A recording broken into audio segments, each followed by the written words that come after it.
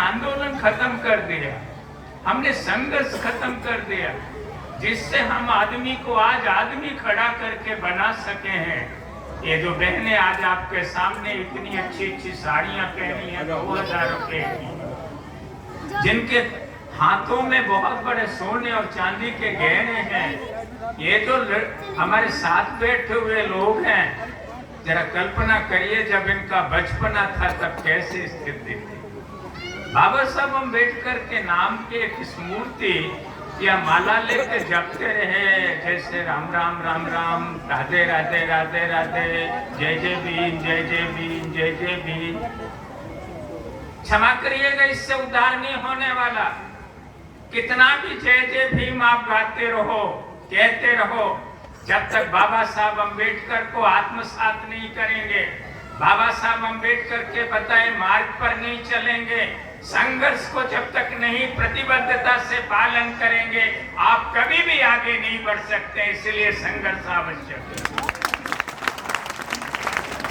ये संघर्ष मेरे मित्र भी कह के गए, वो पुलिस अधिकारी हैं, उन्होंने बहुत अच्छी बात कही।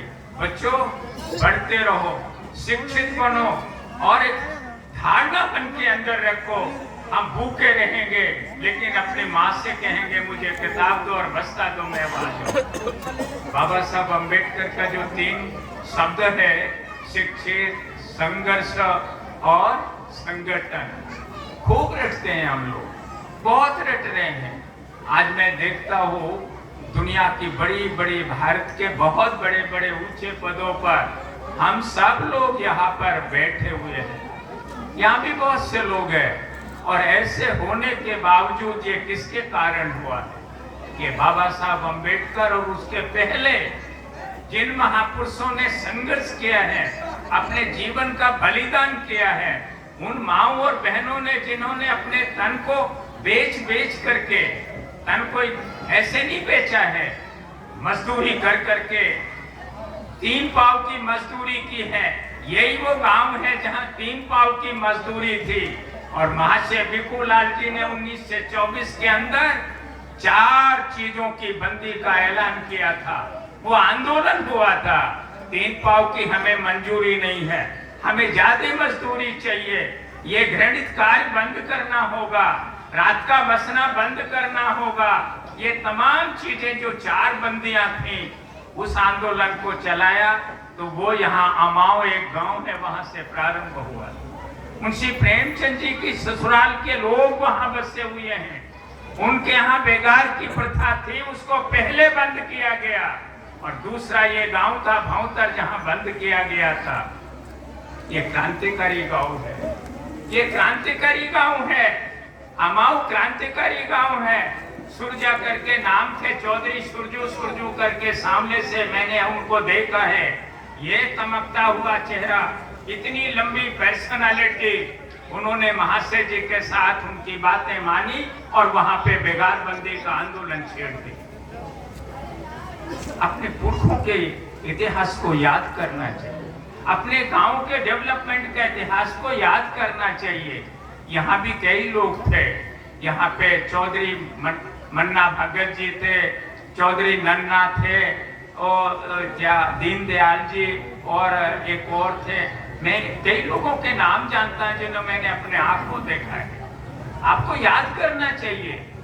और ये मैं समझता हूँ, जो अभी आपने देखा, जो ये आयोजक हैं, उन्होंने उसी की कड़ी में, याद करने की कड़ी में ये उत्सव यहाँ पे कर रहे हैं। मैं 2 चीजें आपको फिर कहूंगा। यदि अगर आप अपने इतिहास को याद नहीं रखते, आप अपने उस पूर्वजों के इतिहास को नहीं याद रखेंगे, तो याद रखिएगा आप आगे की तरक्की नहीं कर सकते। क्या है, हम खाते हैं, पीते हैं, टीवी है, बीबी है, और उसमें अच्छी हमारी तनख्वाहें हैं, हमने बिल्कुल अपने मस्त हो गए, बिल्कुल मस्त हो गए। हमने उन लोगों की तरफ आज भी निगाह नहीं देखी है।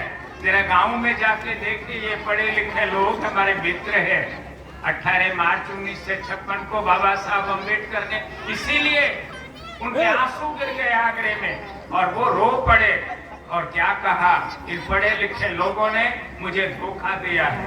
इसलिए नहीं कहा था कि आपसे कोई द्वेष था, इसलिए नहीं कि वो बाबा साहब आपकी तरक्की को देखना नहीं चाहते थे।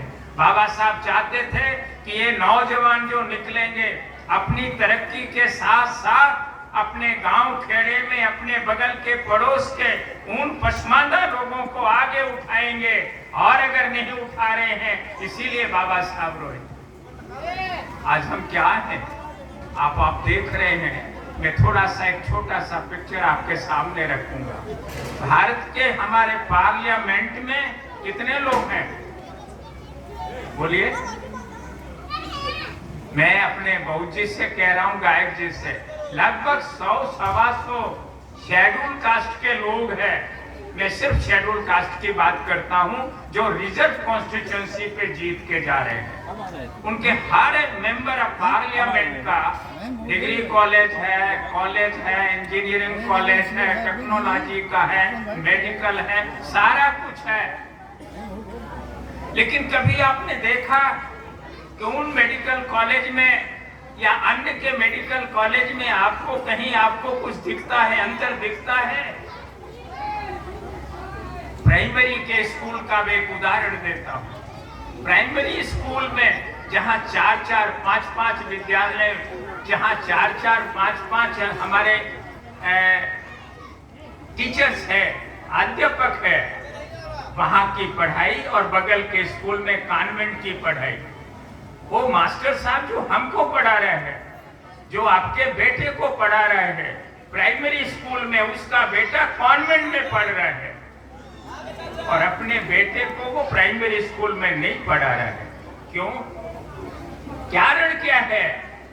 कारण ये है कि वो प्राइमरी स्कूल की शिक्षा कॉन्वेंट स्कूल के बराबर नहीं हो रही है। ये जिम्मेवारी किसकी है? सरकार की। किसकी है ये जिम्मेवारी? किसकी है? पौधे को नष्ट करने की जिम्मेवारी किसकी है? आप पौधा लगाते हैं, आप बागवान हैं, आप बगिया के मालिक हैं, जैसा चाहिए आप उसको तैयार कर सकते हैं। लेकिन हो क्या रहा है? हमारा आदमी भी जाके 2-3 काम करते हैं। क्षमा करिएगा, अगर अध्यापक वृंद होंगे तो बुरा नहीं मानेंगे। मैं सबके बारे में नहीं कह रहा, जो जनरली आपको देखने को मिल रहा है। और मैं एक उदाहरण ये भी दूंगा, मैं बहुत भाषण नहीं देना चाहता, मैं रोज की प्रैक्टिकल की आपसे बात कर रहा हूँ। प्राइमरी स्कूल के अंदर हमारे नौजवान लड़के जो टीचर है, IAS, PCS, MBBS की तैयारी, इंजीनियरिंग की करके जाते हैं, तैयारी करते हैं, नहीं हुआ तो बाद में टीचर होके चले गए। ध्यान तो उनका IAS वाला है, क्योंकि IAS की तैयारी करते करते अब टीचर हो गए तो पढ़ाने में मन नहीं करता, मन नहीं लगता है, तंका चाहिए। मैं एक बार बस में सफर कर रहा था, उदाहरण सुना रहा हूँ। मेरे साथ बस में पीछे बैठे हुए आगे 2 लड़के बैठे थे, जवान थे, बात कर रहे थे। एक ने कहा, अरे भाई, नाम लिया कुछ मुझे याद नहीं, कितने दिन बाद जा रहे हो? उसने कहा, जब मुझे तनख्वाह लेनी होती तब मैं जाता हूँ। दूसरे ने कहा, तुम कितने बार जाते हो? उसने कहा, मैं एक काम करता हूँ, मैं यहाँ तैयारी करता हूँ इलाहाबाद में। उसने कहा, तैयारी तो मैं भी करता हूँ, तो तुम जाते हो? हाँ जाते हैं। तो क्या है, कितना है? आपस की जो चर्चा है वो मैं आपके सामने कर रहा हूँ। ए भाई जरा सुनो, ये उद्घोषक महोदय, जब आप ही व्यवधान डालोगे, मैं आप ही की बात कर रहा हूँ, आप जरा शांति से बैठिए। मैं भाषण देने नहीं आया, आपसे बात करने आया हूँ, बैठ जाइए।